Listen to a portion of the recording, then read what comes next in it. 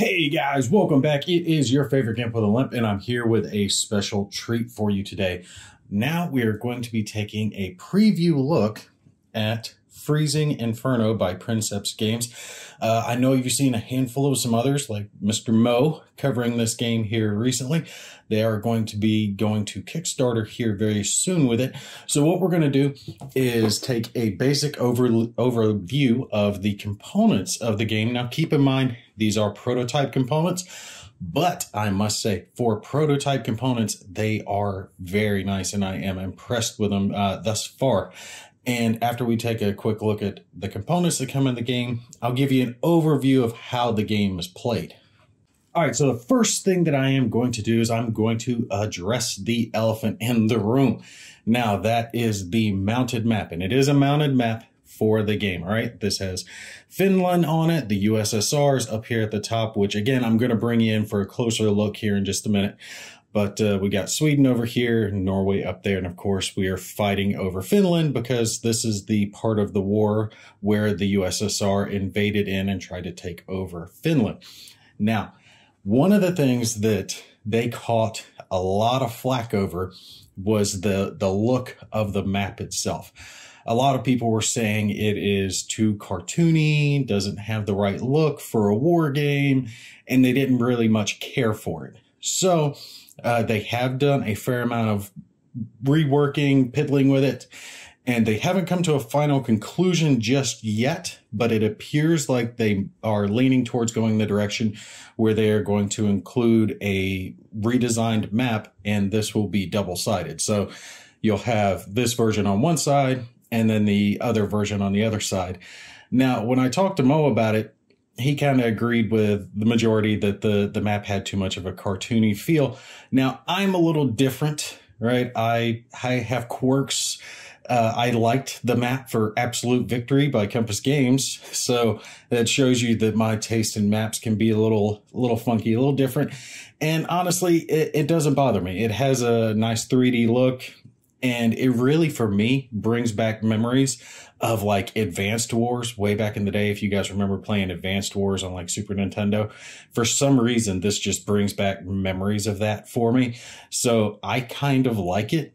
It's really going to be up to you. And it looks like you're going to have options anyway. So if you prefer a more traditional war game map, you'll have that option for you. And if you're like me and you don't really like care and you like garish stuff, yeah, you can go with a cartoony look. All right, so other than the map itself, we are going to have a selection of other components, one of which obviously is going to be our dice. Now, it looks like we have a D10, D8, and was this D12, and then a couple of D20s. Now, that's not really what we've got in here because these are weighted D20s, and you don't see a whole lot of war games doing this, and I like this. These D20s are actually weighted D8s, okay? Because the majority of the combat of the game is going to be handled using a D8. So if you're using a D8, you know exactly what your percentages is. I forget what it is, like 12.5%, I think, to roll any number on there. Now, these two D20s, they only go from 1 to 8, but they have a different variety of those numbers spread throughout them. So if you want a certain percentage chance of having the worst roll being a 1 or the best roll being an 8, it kind of gives you options. So this is like your basic dice and then like a medium roll dice and then a advanced dice, I guess is a way to think of it.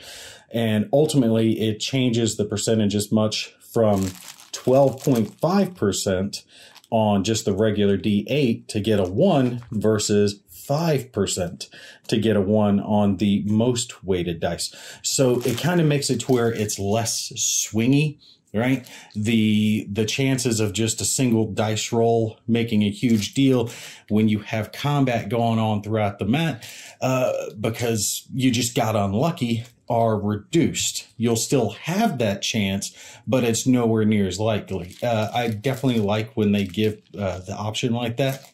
So that is an improvement. If you want the odds to be more in the person's favor. So if you have, 8-4 odds in your favor, you don't want to have that just unlucky roll to destroy your well thought out plan, you can reduce those chances depending on which dice that you decide to use. Other than that, we are going to have a selection of player aids.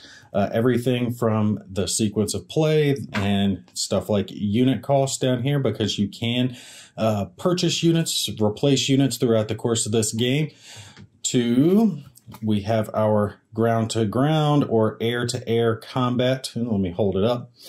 Ratio board, and then there's another one. Where is the other one? I was looking on the wrong side. It's on the back of this one.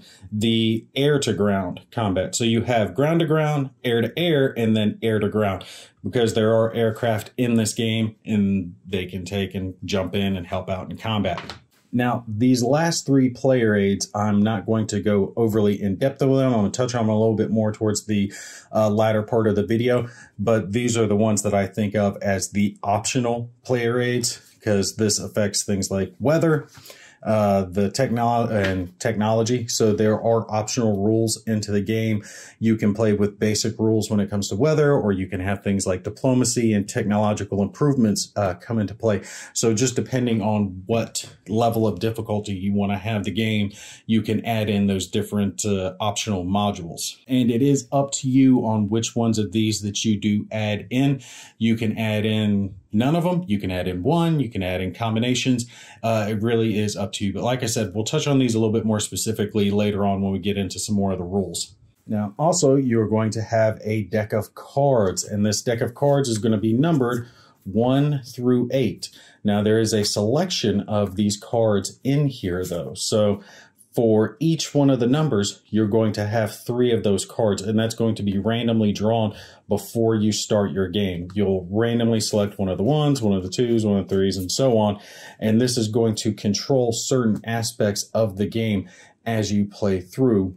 Now, there are certain ones, I believe 3 is the first one that we're going to run across, where it starts talking about players being able to reinforce their units, because you can spend some of your resources to either replenish units that you have on the board that have been damaged, or to purchase new units outright. And then sometimes they might have special conditions, like this one has the USSR losing 6 MC.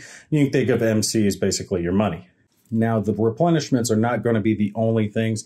The other cards will have modifiers for them as well. They'll give a blurb about whatever has happened and then change certain aspects for the next round. So you'll have one of these cards active for each round of the game. And like I said, these are going to be effectively your timer for the game, because there's going to be 8 rounds in the game. So you'll be flipping over one of these for each one of the rounds, and it'll help you keep track of what round you're on. All right. Last thing, let me show you a couple of the counters, what units we're dealing with here, and then we'll take and get a close-in look and go over how the game's played itself. All right, so each side is going to have a selection of different units, and they're all the same type of unit. So each side is going to have infantry, each side is going to have tanks, each side is going to have anti-air, artillery, and headquarter units, which is this one over here. And they'll also have a couple of air units I'll show you there in a second. Now, when you're looking at these, the stats are easy to understand what they are just by looking at the counter. Top left is going to be your attack value. Top right is going to be its defensive value. Bottom left will tell you its movement points. All right. Now, our AA is a little different. You see how it has the less than 3 there. Basically, when it's performing its attack, it rolls a D8, and it's simply looking for a 1 or 2 to perform its attack. If it does roll that, it's successful. Keep in mind, though, if you're using those weighted die, that's going to make it a lot harder for these AA to hit.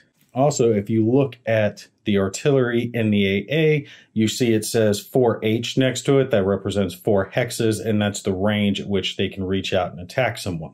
Also, during the course of the game, you're going to need to keep your units within range of your headquarters units, because those are going to be providing supply to your units.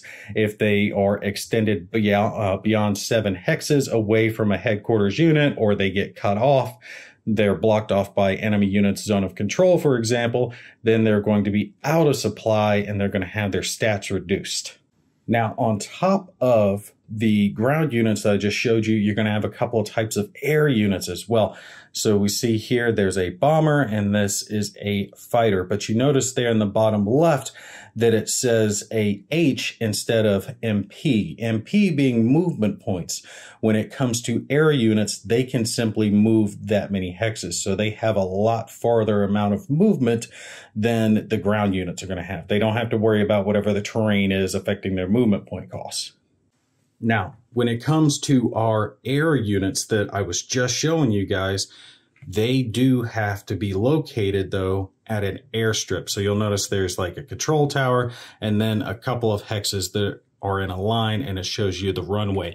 The air units can't just be left out randomly along the board somewhere.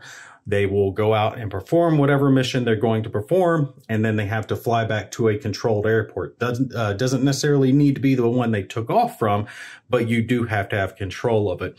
And one of the things this game does account for is the fact that you can't do suicide missions with your planes, right? So wherever they fly off to, they have to be able to return from. They can't go all the way across the map using all their movement points to do a Hail Mary attack and then just die because they don't have the fuel range to get back. You have to be able to get there and get back to a friendly airport to be able to perform that air mission. Now, the cool part about it is, let's just say, this is an airport for our purposes here. A enemy aircraft can do interception missions. Has to be a fighter to do it. So if a enemy unit is sending in fighters or bombers to perform an attack, whatever they're doing, you can perform interception missions with your own fighters to try to stop them, but they can only do that once per turn. All right, so the whole purpose of the game is to capture, for the Soviets, they need to capture 2 out of the 3 of the Finnish capital cities, all right? And it has to be the ones here with a star. There's one in the middle of the board, one at the south, and then one at the north. Doesn't matter which 2 they capture, but they do have to capture 2. However, the Soviets have their own cities on the board that are providing them resources as well. There are 7 total cities that that are on the map. They have to retain control of 5 of them while gaining control of 2 of the Finnish victory cities. So they can't just leave all their cities out undefended and go all hell-bent on the attack trying to take out the Finns, because the Finns can just march in and take out 3 of their cities. If they gain control of them, then no matter how many of the capital cities the USSR controls, they can't win. So they have to cover their own supply lines, their own victory cities, while taking control of the Finnish ones. If after 8 rounds, the Soviets haven't accomplished that mission, then the Finns win. Now, there's one last aspect of the components that I haven't touched on yet, and it's going to come into play now, and that's when you're setting up your game, you're going to do it secretly. So there is a stack of these sheets, which obviously you can scan and print off more, download them from the internet when you get the game, but it has the entire map laid out for you. And what you're going to do is secretly plot your units. Now, there's 2 types of deployments that you can do. And we'll get into this a little further on when I start talking about strength point values. But just keep in mind when we're talking about this, that you can either deploy the basic deployment, which is deploying all your units at full strength, which is 5 strength points, or you can just have that many strength points. So for example, infantry, you get 45 strength points or 9 units to deploy out at 5 strength points apiece, which obviously would equal up to 45. You'll understand what I mean here in a sec when we start talking about combat and the strength points for the infantry and tanks and all the other good stuff. But like I said, you are going to secretly plot down where you're going to put your units, and your opponent is going to do the same thing. And they even include something kind of neat in the rules, because it talks about the fact that the USSR starts with the initiative, so they get to act first in the first turn. So it's not a good idea for the Finnish player to put their units right here along the border, because if they do, they can be attacked by the Soviet player right off the bat, and they can suffer air attacks, bombings, what have you. So it might be a good idea for them to fall back just a little bit so they're not directly in range of all those enemy bombers coming in on the first turn. Now, once both players have established where they're going to put their units, that's when you're going to deploy out your units using either setup method that I mentioned previously. Now, also, while we're looking at this here on the left side, and I do like that they kind of put this on there because you can kind of mark on here and keep track of your stuff, is basically think of this as your money track, all right? The amount of cities of yours that you control gives you a certain amount of resources. And the Soviets start off with 29, the Finnish start off with 28. Now, as you lose a city, you're going to lose that many points, but your opponent's only going to gain 1 point. So they can't kind of snowball and steamroll you. They gain a little bit, but not too much because you are losing whatever the amount of that city, but they only gain 1. So when we start out, as an example, they're at 28, 29. That's how many funds that they have to start with and will be gaining, but that's going to change throughout the course of the game as these cities change hands. Now, I will interject here that this is the one part that is very, very un-solo friendly. I have talked to the designer a little bit about it to see if we can kind of come up with some workarounds, but we'll have to see how that plays out. All right, so this is a quick interjection into the video because I had actually missed an email from them, from Princess Games, and it had actually gone into the fact that they've already done some of the solo stuff, all the cool stuff. They've been digging into that. So one of the things that I had actually suggested in this video was about the predetermined AI setups and bot rules and all that good stuff. That's already there. All right, so they've already gone into it. They already have some ideas set up for an order of battle for the AI, starting them out, all that cool stuff that I was talking about, and a set of basically priorities for how the AI is going to attack, how they're going to reinforce, how they're going to do anything. And so it's not going to be just them randomly moving about the board. They'll have a different list of priorities. They'll go after these targets first, or no kamikaze type attacks. So that's actually on me. I made that mistake and had missed that. We had a long email chain going. It was in the middle of it, and somehow I had just missed it in the course of going through the emails. So when I'm talking about in the video, the fact of, not sure about solitaire is going to be there. It's all good. All that cool stuff's already set up, so you don't have to worry about that. Something else I also want to mention that I realized I had forgot to mention in the video itself is the fact that they are going to have miniatures as a potential option for the game, but they're not 100% sure on which way they're going to go with it, whether it's STL files that you can download or if they're going to be an add-on. As of this time, that still hasn't yet been decided, but there will be some type of miniature option that is going to be pursued later on, and the miniatures will have the strength points on them. So you'll be able to see easily without the stacking counters what the strength of the miniature is, what the tank is, the infantry, artillery, all the different types of units. So that I'm really looking forward to. I think this game will look phenomenal with miniature units across the board with their different strength points and all that cool stuff. So yeah, I just wanted to interject, let you guys know I made that mistake on there, but all these rules are already gonna be looked at. They're already being pursued, the predetermined setup, and the miniature stuff. So don't hold that against them. That was me missing that in the email. All right, so let's jump back into the video. Okay, so we've talked about the basics, the overview of the game, what you're trying to do, how long it lasts. How does combat work? Well, combat's actually pretty easy to get the flow of and understand what you're doing. Now, something I want to show you guys before we do this, and one, I really hope they include these as the final parts for the game, because I love these boxes here. There's a handful of them in the prototype box that holds all these counters beautifully. I love it. I really hope these are part of the final game, but we'll have to see. If you look in here, there is huge amount of infantry tanks. Now this is the finished box. There's another one that's full just the same with all the Soviet units. And the reason there are so many different counters for each of the different sides is because your units not only have their stats, but they have what's called strength points.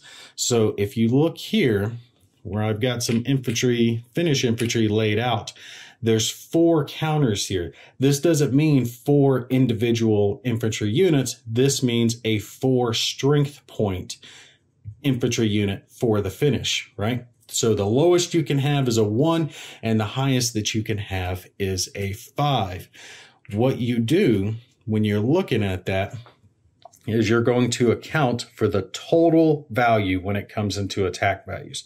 So this infantry has a strength value of 4. There's 4 counters there, but you see that their attack value is 2, their defensive value is 3.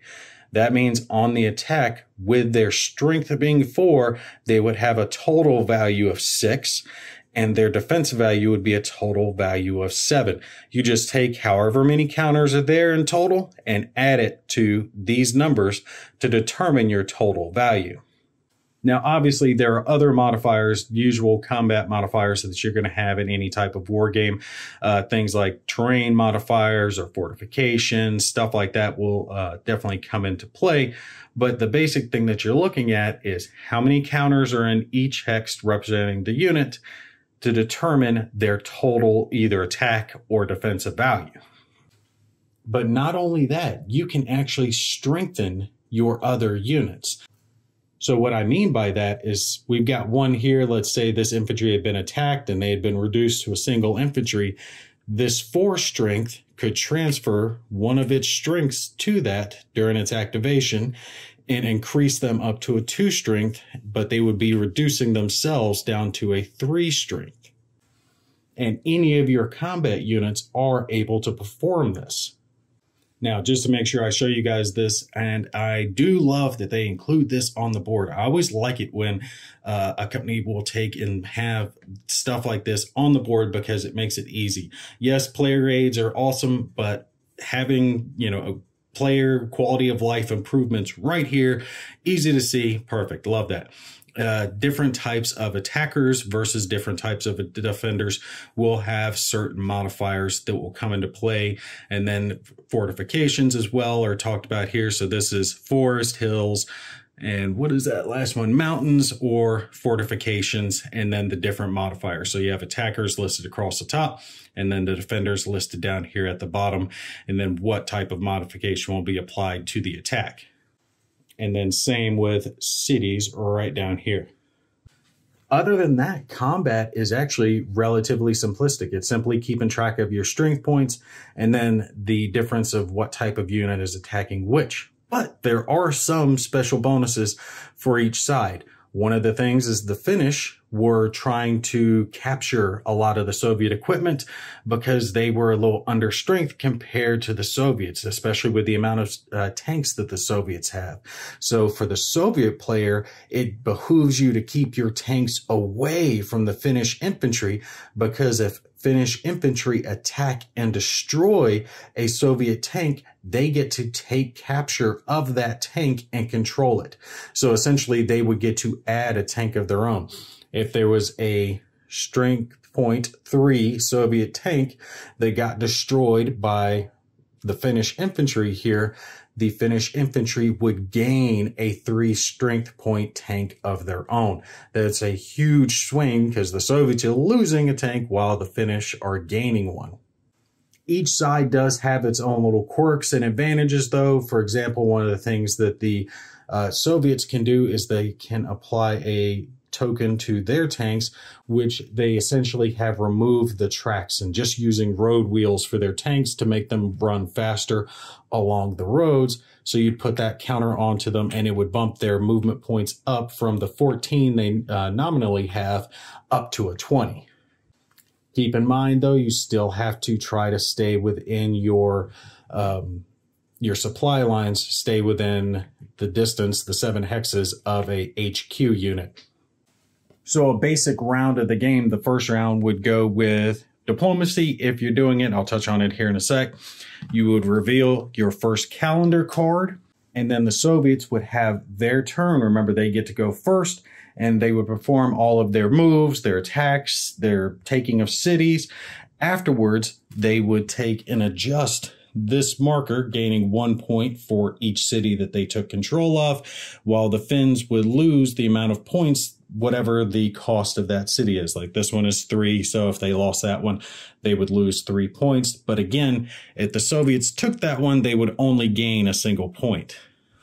After that, they would collect however much money, their MC points, that they have accrued for that turn, and then the Finns would conduct their turn doing the same thing, doing all their moves, their attacks, taking of cities and whatnot. Afterwards, again, they would adjust this track, gaining or losing points depending on the control of the cities that they had during their turn.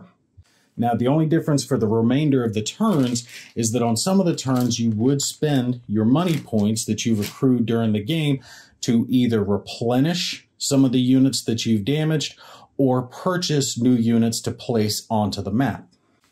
And if you guys look right here, it shows you a unit cost depending on the type of unit itself. And then if you're playing without any modules, and then what modules you're using. So weather, diplomacy, technology, if you're playing with any of those special rules, it can adjust the cost of these units because some of those modules have costs themselves, MC costs themselves. So you need to have some extra funds to spend towards that as well. Now, to briefly touch on those optional modules, like I was talking about previously, the weather can come into play. And the cool thing about that is it can change where units move. So if you play it basically without it, then only infantry can cross lakes. It counts as very cold, it's clear weather, and then you just leave it as that. Otherwise, you're going to be rolling on this player aid to determine what happens, and it can either add movement point costs, it can have no effect, it can make it to where infantry can still cross lakes, or even artillery can cross lakes. The little blue markers all across here, essentially they're frozen over so units can cross that. Now, tank can't, but infantry can. So again, I like that that's optional. For me, sometimes I like weather in a game and sometimes I don't. It's hit or miss. And this one, I like the fact that it can affect the movement here across the lakes. The big thing for me is I kind of get tired of worrying about modifiers. You know, +1 this, -1 that, so that can cause some problems. But I like how they're doing it here. Now, when it comes into our technology that can get added to the game, there's a lot of stuff you can spend points towards when it comes to technology. The cool thing that you can add is stuff like Molotov cocktails for the Finnish, or even the KV-2 strong tank for the USSR. And the last optional module you can apply is diplomacy, which is not diplomacy between the two of them. Honestly, obviously, diplomatic grounds have fallen between the USSR and the Finnish at this point.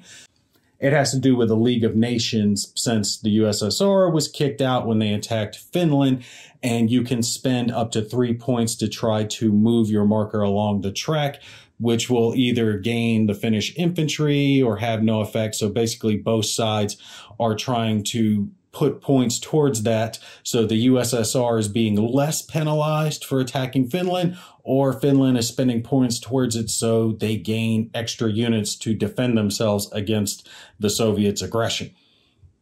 Now, I've given you guys just a very basic overview of the game itself, but I gotta say, I like it. I like what they've done with it. I gotta say, I'm expecting good things, considering the prototype components that I've got laid out here are excellent. Very nice counters, good mounted map, player aids that are nice and thick, the weighted dice, the boxes that all the counters are kept in. I really love that it's organized like that. So I'm expecting good things, especially as far as the components are concerned. For me, it comes down to whether or not they can shoehorn in a solitaire component for the game. Now, I did talk to them about it. I've sent an email to them, kind of listing out some ideas.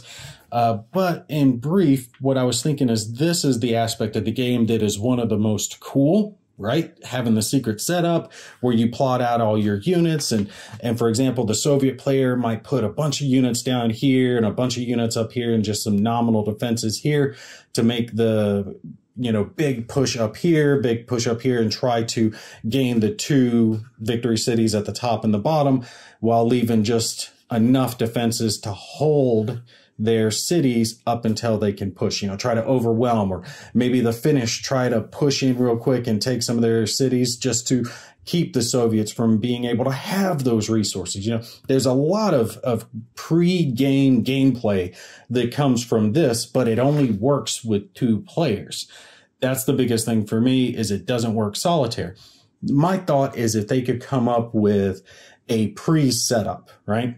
And this is something I could kind of do myself, but if you had the game, right, you had the little chart here, and instead it listed one side or the other setup, and you had a handful of different ones. So showing where the tanks and the aircraft and the infantry and the HQs and all that are for whatever side, and then you have a handful of those cards, shuffle through them and draw one at random, but you have to deploy your units first, right? If you did that, I think the game could be solitaired relatively easily, just like we solitaire all the rest of our war games. So I'm kind of hoping they might look into that and see if it's something they can add to the game. But if not, it's not like you couldn't do that yourself if you got the game, or someone could come up with a cool ad hoc system they could put on BGG or something like that. Because with everything else, I love the capturing the cities, trying to gain control of certain ones, and the card play, the calendar cards give you that time limit, the pressure, so you have to figure out your battle plan and execute it. You don't really have a whole lot of time to switch things around. You have to push through and try to make it. But not only that, you have to worry about trying to gain control of different airports across the map so you can ferry in your troops, because that's another thing you can do. You can airlift stuff in, and you need to be able to get those resources where they need to be. You know, there's so many different aspects that you're having to concern yourself with. So yeah, this one is definitely one that I'm looking forward to seeing the final components with it, how it all comes out. And again, definitely impressed with the stuff that they came up with, especially things like those weighted dice to change up the rolls to make the game feel less swingy. That's just an excellent addition, on my opinion. I really think that's a good call. But all right, this is Freezing Inferno. Like I said, I will put in the video, I should have already put in the video, a picture of the other map that they're thinking about going with. But if not, I'll put a link to it so you guys can see what that one is, just in case you're not weird like me and don't like this one. They do have another one, so you should have options of that. And if I know when the Kickstarter is going to be as of the time of filming, I'll put it down in the description, but I don't know exactly when they're doing that just yet. All right, hope you guys enjoyed it. Y'all take care. I'll catch you in the next one.